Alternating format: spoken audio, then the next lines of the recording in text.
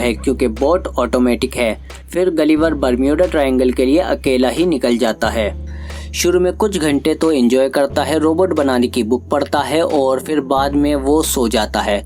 जब कुछ देर बाद उसकी आंख खुलती है तो वो देखता है कि उसके सामने एक बड़ी सी लहर है। समुद्री तूफान देखकर वो जल्दी से लाइफ जैकेट पहन लेता है और इतने में ही वो टॉर्नेडो उसकी बोट को अपने अंदर खींच लेता है। कुछ देर बाद जब गलिवर को होश आता है तो वो अपनी बॉडी को हिला नहीं पाता। जब वो गर्दन उठाकर देखता है तो वो हैरान हो जाता है कि उसके सीने पर छोटे छोटे लोग चढ़े हुए हैं। उनका लीडर खुद को इंट्रोड्यूस करता है as a commander Edward of Lilliput. जब कैमरा जूम आउट होता है तो हम देखते हैं कि छोटे छोटे लोग उसके चारों ओर खड़े हैं और उन्होंने उसे लकड़ी और रस्सियों वगैरह से जमीन पर बांध रखा है। कमांडर गलिवर को एक बीस्ट कहकर बुलाता है। इतने में ही गलिवर खुद को आजाद कर लेता है, बहुत ही इजीली। वो सोचता है कि सपना देख रहा है और अपनी आंखें बंद कर लेता है। एडवर्ड सिपाहियों को ऑर्डर देता है कि इसे नीचे गिराओ और सोल्जर उसे नीचे गिरा देते हैं और गलिवर बेहोश हो जाता है। और जब उसे होश आता है तो वो देखता है कि उसे एक गाड़ी पर बांधकर लिलीपुट किंगडम में ले जा रहे हैं और लोग बीस्ट को देखने के लिए घरों से बाहर आने लगे। और वहां पर गलिवर को लिलीपुट के राजा थियोडोर के सामने पेश किया जाता है। पर राजा की बेटी प्रिंसेस मैरी उसकी हालत पर काफी अफसोस करती है और एडवर्ड से पूछती है कि इसके साथ इतनी सख्ती करना जरूरी है। एडवर्ड बताता है कि यह हमारे दुश्मन राज्य ब्लेफूजिया का जासूस है। और फाइनली गलिवर बोलता है और राजा से पूछता है कि मैं कहां पर हूं, जिस पर राजा का सेक्रेटरी बताता है कि तुम दुनिया के सबसे महान साम्राज्य लिलीपुट में हो। अगले सीन में हम देखते हैं कि गलिवर को एक जेल में बंद कर दिया गया है। वहां वो एक और कैदी से मिलता है जिसका नाम होता है होरेशियो और इन दोनों को यहाँ पर एडवर्ड ने ही कैद किया है। फिर वहाँ एडवर्ड आ जाता है और उसे धमकाता है कि अगर वो चाहे तो उसे जिंदगी भर कैद में रख सकता है। फिर एडवर्ड उन्हें खेत में ले जाता है और उनसे वहाँ खेत जुतवाता है। पर तभी उन पर उनका दुश्मन राज्य ब्लेफूसिया हमला कर देता है, जिनका प्लान प्रिंसेस को किडनैप करके महल को आग लगा देने का है। एडवर्ड महल की तरफ भागता है और सिपाहियों को आदेश देता है कि कोई राजकुमारी को नहीं बचाएगा, उन्हें सिर्फ मैं बचाऊंगा। पर होरेशियो गलिवर से कहता है कि एडवर्ड टाइम पर नहीं पहुंच पाएगा। तो फिर गलिवर इजीली ब्लेफूशियन सोल्जर को उठाकर नीचे फेंक देता है और प्रिंसेस मैरी को बचा लेता है। पर राजा और उनका सेक्रेटरी आग में फंस जाता है। जल्दबाजी में राजा को बचाने के चक्कर में गलिवर महल पे पेशाब कर देता है। आग बुझते ही लोग तालियां बजाने लगते हैं और राजा को बचा लिया जाता है। इसके बाद राजा ने होरेशियो को आजाद कर दिया और गलिवर का शुक्रिया करके उसे रात की दावत पर बुलाया जाता है। ये सब देखकर एडवर्ड को बहुत गुस्सा आ रहा होता है। राजा ने गलिवर से पूछा कि तुम कहां से हो। गलिवर ने बताया कि मैं मैनहट्टन से हूं।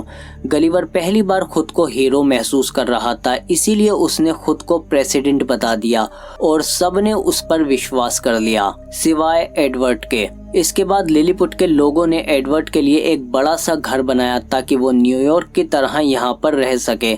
गलिवर ने एक थिएटर भी बनाया ताकि पूरा किंगडम उसमें बैठ सके और उन्हें डूबते हुए टाइटैनिक का ड्रामा दिखाया और बताया कि ये सब उसके साथ हुआ है। उसकी इतनी झंड जिंदगी देखकर सब हैरान रह गए। एडवर्ड ने पूछा कि तुम बच कैसे गए इसमें, तो गलिवर ने कहा कि मुझे बचा लिया गया था। अगले सीन में होरेशियो प्रिंसेस को इम्प्रेस करने के लिए गलिवर की हेल्प लेता है और इम्प्रेस कर भी लेता है। पर एडवर्ड भी प्रिंसेस पे अपने दांत गड़ाए बैठा था और किसी भी तरह उससे शादी करना चाहता था। इधर सिपाहियों ने गलिवर की बोट ढूंढ ली है। गलिवर वहां आता है और अपना फोन ले लेता है जिसमें डार्सी के 12 वॉइस मैसेजेस हैं। जो गलिवर पे बहुत गुस्सा है उसके झूठे आर्टिकल और उसके भागने की वजह से। गलिवर अब वापस जाकर डार्सी का सामना करना नहीं चाहता, इसीलिए गलिवर डिसाइड करता है कि वो अब हमेशा लिलीपुट में ही रहेगा। इस बात पर एडवर्ड बिल्कुल भी खुश नहीं था और इधर राजा भी गलिवर को जनरल बना देता है। एडवर्ड गुस्से में लिलीपुट का डिफेंस सिस्टम बंद कर देता है। इस मौके का फायदा उठाकर ब्लेफूसिया लिलीपुट पर हमला कर देता है। अब जनरल होने की वजह से इन्हें रोकने की जिम्मेदारी अब गलिवर की थी। वो डरते हुए पानी में जाता है और छपाके मारना शुरू कर देता है, पर दुश्मन उस पर हमला कर देते हैं, लेकिन कैनन बॉल का उस पर कोई भी असर नहीं होता।